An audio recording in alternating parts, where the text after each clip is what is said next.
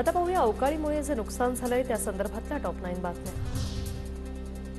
विदर्भातील 4 जिल्ह्यांना आज पावसाचा येलो अलर्ट। बुलढाणा, अकोला, अमरावती आणि नागपूर जिल्ह्यात अवकाळी पावसाची शक्यता, तर यवतमाळ, वर्धा, भंडारा, नाशिक जिल्ह्यात हलका ते मध्यम पावसाचा अंदाज। अवकाळी पावसाचा पश्चिम विदर्भाला फटका, तर पश्चिम विदर्भात 44,579 हेक्टरवरील पिकांचं नुकसान।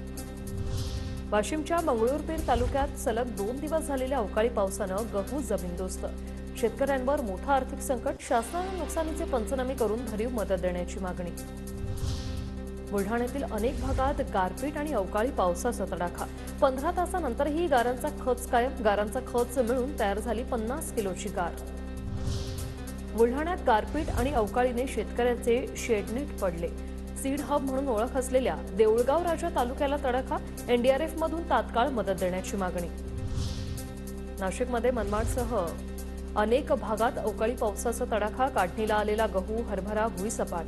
कांदा पिकालाही फटका, शेतकरी संकटात। जळगावच्या 40 गावात 3,593 हेक्टरवरील पिकांना गारपिटीचा तडाखा। 32 गावांमधील 5,652 शेतकऱ्यांना अवकाळीची झळ, तर पिकं जमीनदोस्त झाल्याने शेतकरी मोठ्या संकटात। धुळ्यात वादळी पावसाचा रब्बी पिकांना फटका। निसर्गाच्या लहरीपणामुळे शेतकरी उद्ध्वस्त। पंचनामे करून भरपाई देण्याची मागणी।